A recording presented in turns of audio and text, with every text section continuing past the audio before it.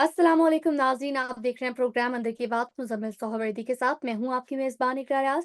हमारे साथ मौजूद है मुज़म्मिल सोहरावर्दी। अस्सलाम वालेकुम, वेलकम टू द शो। क्या हाल है आपका? बिल्कुल ठीक-ठाक, आप सुनाएँ कैसी तबीयत? मैं ठीक हूँ, अल्लाह पाक का शुक्र है। सर, आज के दिन में काफ़ी अहम डेवलपमेंट्स हुई हैं। हम बात करेंगे बलूचिस्तान की मौजूदा सूरत-ए-हाल को लेकर। फिर उसके बाद अदलिया के हवाले से वानी पीटीआई का अहम बयान सामने आया है। और आखिर में हम बात करेंगे अली अमीन गंडापुर के नाकाबिले ज़मानत वारंट गिरफ्तारी को लेकर। तो सबसे पहले टॉपिक की जानिब बढ़ते हैं। कुछ बात करेंगे अदलिया को लेकर। तो क्या अदलिया से मुत्तल्लिक आगे फ्यूचर में कोई कानून साज़ी हो सकती है? और दूसरी बात ये कि बानी पीटीआई की जानिब से अडयाला जेल में सहाफ़ियों से गैर रस्मी गुफ्तगू करते हुए बरबला कहा गया कि अगर अदलिया पर कोई भी हमला किया गया तो हम मुल्क भर में एहतजाजी तहरीकें शुरू करेंगे।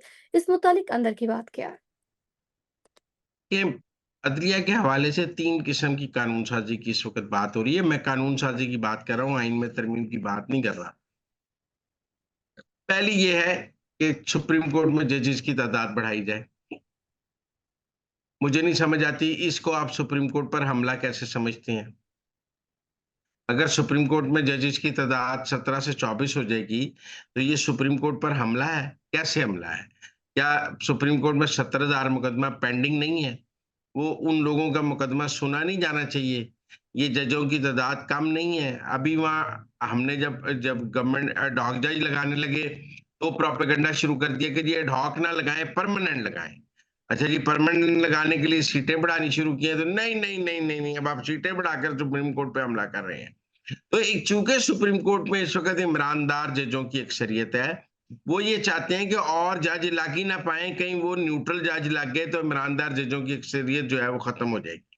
तो एक तो ये मेरा ख़्याल है सोच है, वो कहते हैं कि ये जो इस वक़्त 8 हमारे साथ है ना इस वक़्त, तो 17 में से 8 हमारे साथ हैं तो हमारी तो अक्सरियत है, फुल कोर्ट बनेगी। अगर 24 का फुल कोर्ट होगा तो फिर हमारी अक्सरियत 8 ही रह जाएगी, तो हमारी अक्सरियत ख़त्म हो जाएगी तो हमारा तो काम ही ख़राब हो जाएगा। वो ये नहीं सोचते कि 70,000 मुकदमा पेंडिंग है, ये जज गर्मियों की छुट्टियों पे चले जाते हैं तो इसका क्या मसला है? दूसरी कानून साज़ी है कि जी दोहरी शहरियत वाला जज ना बने। दोहरी शहरियत वाला जज बनना ही क्यों चाहिए? अगर कोई दोहरी शहरियत वाला जज मौजूद है, उसे इस्तीफ़ा दे देना चाहिए। मैं समझता हूँ उसको क्यों बनना चाहिए? लिहाज़ा मुझे तो इस कानून साज़ी में भी कोई प्रॉब्लम नहीं नज़र आती है। जब दोहरी शहरियत वाला एमएनए नहीं बन सकता, एमपीए नहीं बन सकता, सरकारी मुलाज़िम नहीं हो सकता, तो जज क्यों हो सकता है? ये जज कोई ऊपर से उतरे हैं कि इनके लिए दोहरी शहरियत का कानून भी नहीं होगा, अमेरिकी शहरी भी जज होगा, बरतानवी शहरी भी जज होगा, पाकिस्तानी शहरी जज नहीं होगा। तो एक तो ये को मेरे मतलब मुकद्दस गायें हैं कि इनके लिए दोहरी शहरियत का कानून, जब वो पाकिस्तान में सबके लिए दोहरी शहरियत का कानून है, तो इनके लिए भी होना चाहिए। क्यों नहीं इनके लिए दोहरी शहरियत का कानून होना चाहिए?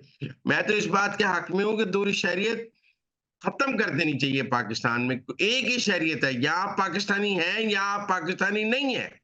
ये 2-2 पासपोर्ट रखने वालों की हमें कोई ज़रूरत नहीं है। जिन्होंने मल्का-ए बरतानिया से वफ़ादारी का हलफ़ उठाया है, जिन्होंने अमेरिका से वफ़ादारी का हलफ़ उठाया है, यूरोप के किसी मुल्क से वफ़ादारी का हलफ़ उठाया है, वो जाएँ उस मुल्क में रहें, वहाँ सियासत करें, वहाँ इलेक्शन लड़ें। वो उनका पाकिस्तान में अब क्या स्टेक है जब उन्होंने किसी और मुल्क से वफ़ादारी का हलफ़ उठा लिया हुआ है। मैं स भारत ने कोई दोहरी शहरियत नहीं रखी हुई। क्या वहाँ जो नॉन रेज़िडेंट इंडियंस हैं उनकी रेमिटेंसेस नहीं आती?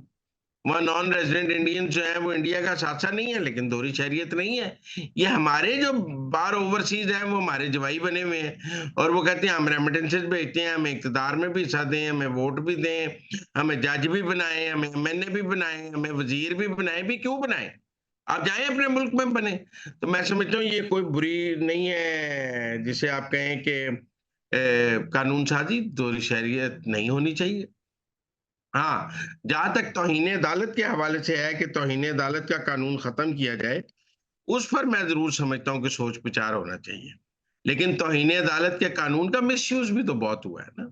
आपने यूसुफ रज़ा गिलानी को तौहीन-ए-अदालत के कानून में उड़ा दिया। आपने और कई एमएनएज़ को तौहीन-ए-अदालत के कानून में नाअहल कर दिया। आप तौहीन-ए-अदालत के कानून का मिसयूज़ भी तो करती है अदलिया। तौहीन-ए-अदालत के कानून को पॉलिटिकल मैनूवरिंग के लिए भी तो इस्तेमाल किया गया है। तौहीन-ए-अदालत के क कानून को पॉलिटिकल विक्टिमाइज़ेशन के लिए भी तो इस्तेमाल किया गया है। लिहाज़ा क्रॉस चेक्स होने चाहिए कि कब तौहीन-ए-अदालत लग सकती है, कब नहीं लग सकती।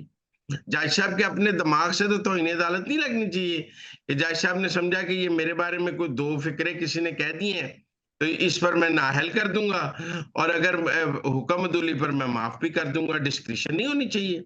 वैसे तो इस मुल्क में इमरान खान से ज़्यादा किसी ने तौहीन-ए-अदालत की ही नहीं, लेकिन तब अतर मनैला साहब कहते थे कि मैं तो तौहीन-ए-अदालत के कानून के ही खिलाफ हूँ।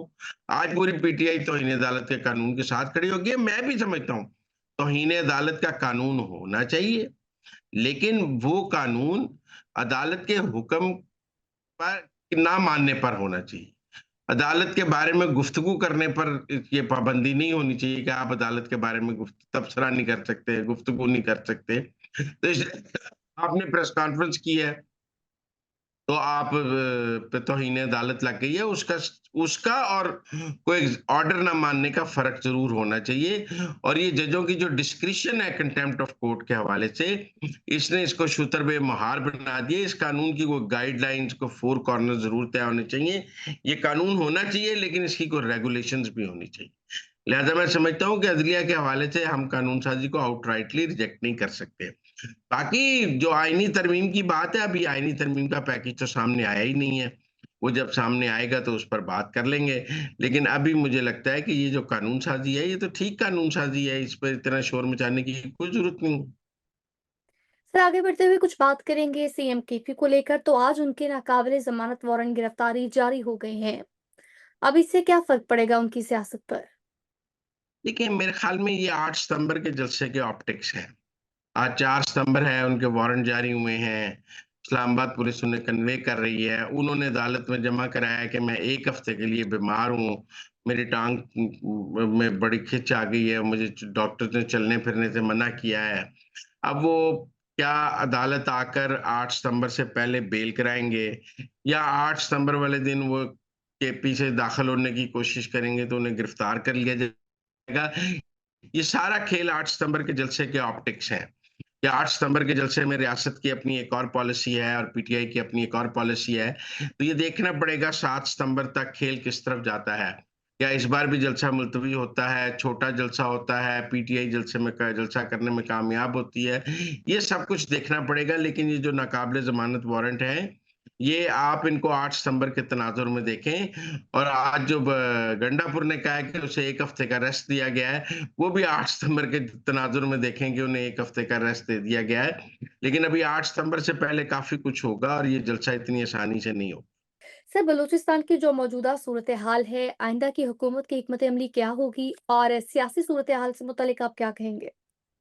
देखिए, बलूचिस्तान पर एक तो सरदार अख्तर मैंगल के इस्तीफे का ड्रामा चल रहा है।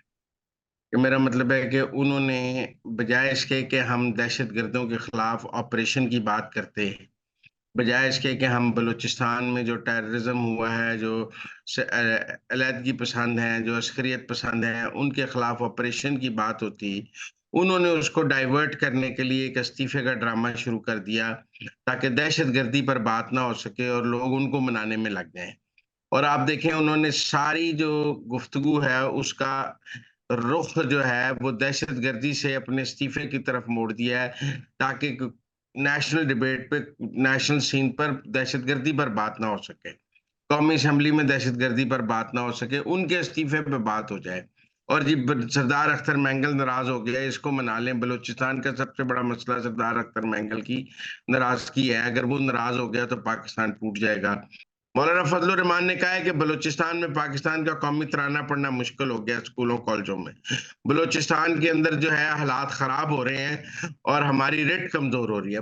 मौलाना फजलुर रहमान ने पाकिस्तान की बात की है, उन्होंने पाकिस्तान के कौमी तराने की बात की है, उन्होंने लैदकी पसंदों को खत्म करने की बात की है, उन्होंने रिट ऑफ द गवर्नमेंट की बात की है। तो आप मौलाना फजलुर रहमान और उन दोनों के दरमियान जो फर्क है, कंपैरिजन है। तो कंपैरिजन है, इसको सामने रखें। मौलाना फजलुर रहमान स्टेट के साथ खड़े हैं और सरदार अख्तर मैंगल जो हैं वो एंटी स्टेट एक्टिविटी में मुलव्वस हैं। ये दुरुस्त है कि गवर्नमेंट भी उन्हें मनाने की कोशिश कर रही है और ऑपोजिशन भी उन्हें मनाने की कोशिश कर रही है और इस मनाने में असल में जो टेररिज्म पर गुफ्तगू है वो नहीं हो पा रही। हालांकि मौलाना फजलुर रहमान ने, मैं समझता हूँ, आज ठीक बात की है और उन्होंने बलूचिस्तान के हालात पर बात की है। वजीर आला बलूचिस्तान भी बलूचिस्तान के हालात पर बात कर रहे हैं। वो भी कह रहे हैं कि ये दहशतगर्द हैं, इनके खिलाफ ऑपरेशन होना चाहिए।